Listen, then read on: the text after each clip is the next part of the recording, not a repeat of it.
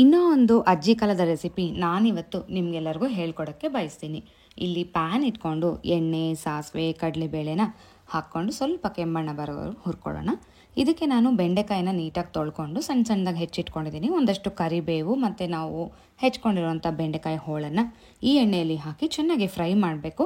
ನಿಮಗೆಲ್ಲರಿಗೂ ಗೊತ್ತಿರೋ ಹಾಗೆ ಬೆಂಡೆಕಾಯಲ್ಲಿ ಅಂಟಿನಾಂಶ ಇರೋದ್ರಿಂದ ಸ್ವಲ್ಪ ಜಾಸ್ತಿ ಹೊತ್ತೆ ತಗೊಳುತ್ತೆ ಫ್ರೈ ಆಗಲಿಕ್ಕೆ. ಇನ್ನೇನು 90-95% ಅಂಟಿನಾಂಶ ಎಲ್ಲ ಹೋಗಿದೆ ಅಂದಾಗ ಒಂದು ದೊಡ್ಡ ಈರುಳ್ಳಿನ ದಪ್ಪನಾಗಿ ಹೆಚ್ಕೊಂಡು ಹಾಕ್ಕೊಂಡು ಖಾರಕ್ಕೆ ಎಷ್ಟು ಬೇಕೋ ಅಷ್ಟು ಒಣಮೆಣಸಿನ್ಕಾಯಿನ ಈ ಥರ ತುಂಡು ಮಾಡಿ ಅದನ್ನು ಹಾಕಿ ಒಂದು 3-4 ನಿಮಿಷ ಫ್ರೈ ಮಾಡಬೇಕು. ಈರುಳ್ಳಿ ಒಂದು 50% ಅಷ್ಟು ಬೆಂದರೆ ನೆಕ್ಸ್ಟ್ ಪ್ರೊಸೆಸ್ಗೆ ಹೋಗಬೇಕು. ಇದು ಆಗ್ತಾ ಇಲ್ಲಿ ಹುರಿಗಡಲೆ ಒಂದಷ್ಟನ್ನು ಮಿಕ್ಸಿ ಜಾರಲ್ಲಿ ಆದಷ್ಟು ನುಣ್ಣಗೆ ಪೌಡರ್ ಫಾರ್ಮ್ಗೆ ರುಬ್ಕೊಂಡು ಬರೋಣ. ಇದು ಪಕ್ಕಕ್ಕೆ ಇಟ್ಕೋಬೇಕು.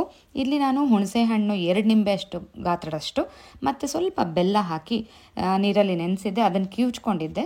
ಸೊ ಈರುಳ್ಳಿ ಎಲ್ಲ ಬೆಂದ ಮೇಲೆ ಇದಕ್ಕೆ ಆ ಹುಣಸೆ ಹಣ್ಣು ಸೊಲ್ಯೂಷನ್ನ ಹಾಕಿ ಚೆನ್ನಾಗಿ ಮಿಕ್ಸ್ ಮಾಡಬೇಕು.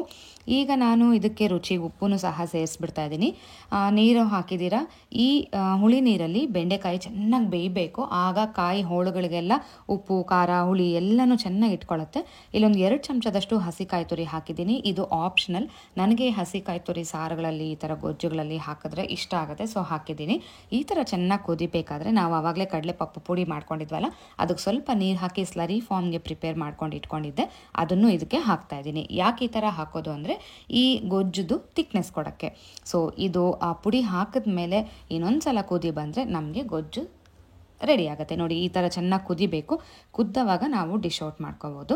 ಇದು ಮುದ್ದೆಗೆ, ಬಿಸಿ ಬಿಸಿ ಅನ್ನಕ್ಕೆ ತುಪ್ಪ ಹಾಕ್ಕೊಂಡು ತಿಂತಾ ಇರೋ ಸ್ವರ್ಗ ಅಂತಲೇ ಹೇಳ್ಬೋದು.